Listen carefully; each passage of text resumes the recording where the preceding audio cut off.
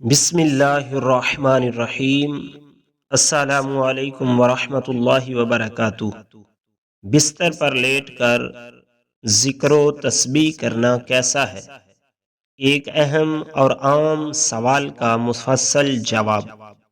اکثر لوگوں کی طرف سے یہ سوال کیا جاتا ہے کہ کیا بستر پر لیٹ کر اللہ کا ذکر کرنا جائز ہے یا نہیں؟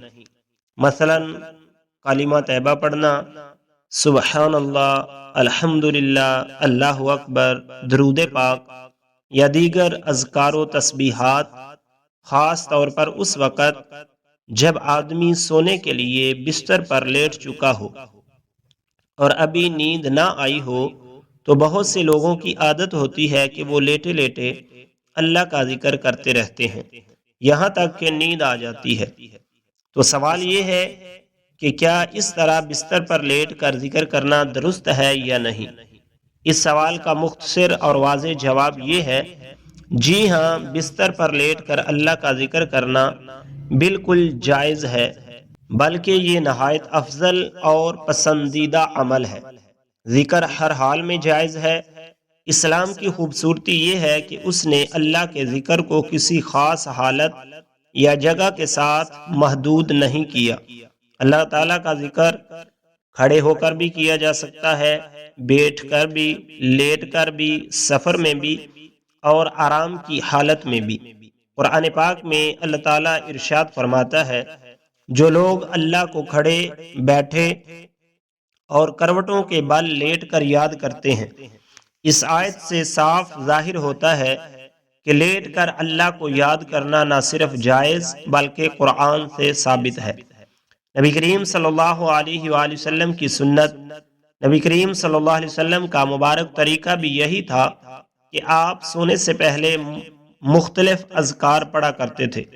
احادیث مبارکہ میں آتا ہے کہ آپ بستر پر لیٹ کر تسبیح، تحمید اور تکبیر پڑھتے، درود پاک پڑھتے، کلمہ طیبہ پڑھتے اور اللہ کے ذکر کے ساتھ نیند فرماتے۔ یہی وجہ ہے کہ علماء کرام فرماتے ہیں کہ سونے سے پہلے اور نیند آنے تک ذکر میں مشغول رہنا سنت اور باعث اجر ہے۔ سبحان اللہ، الحمدللہ، اللہ اکبر پڑھنا۔ اگر کوئی شخص بستر پر لیٹ کر سبحان اللہ پڑھتا ہے، الحمدللہ پڑھتا ہے، اللہ اکبر پڑھتا ہے، تو یہ عمل جائز ہے، درست ہے اور اللہ تعالیٰ کو بہت پسند ہے۔ بلکہ حدیث میں آیا ہے کہ یہ کلمات میزان میں بہت باری ہیں اور اللہ کو محبوب ہے۔ درود پاک پڑھنا، اسی طرح اگر کوئی شخص بستر پر لیٹ کر درود پاک پڑھتا رہے، نبی کریم صلی اللہ علیہ وسلم پر سلام بھیجتا رہے، تو یہ بھی نہایت مبارک عمل ہے۔ درود پاک ہر حالت میں پڑھا جا سکتا ہے اور اس کے بے شمار فضائل ہیں۔ نیند آنے تک ذکر میں مشغول رہنا، اگر کسی کی یہ عادت بن جائے کہ وہ سونے کے لیے لیٹے اور جب تک نیند نہ آئے تب تک اللہ کا ذکر کرتا رہے، تو یہ عادت بہت اچھی ہے، بہت پیاری ہے اور روحانی ترقی کا ذریعہ ہے۔ ایسا شخص اللہ کے ذکر پر سوتا ہے اور اگر اسی حالت میں اس کی روح قبض ہو جائے تو وہ ذکر کی حالت میں دنیا سے رخصت ہوگا، جو بہت بڑی سعادت ہے۔ خلاصہ کلام، آخر میں بات کو سادہ الفاظ میں یوں سمجھ لیجئے، بستر پر لیٹ کر ذکر کرنا بالکل جائز ہے۔ کلمہ طیبہ، تسبیح، تحمید، تکبیر پڑھنا درست ہے۔ درود پاک پڑھنا باعث ثواب ہے۔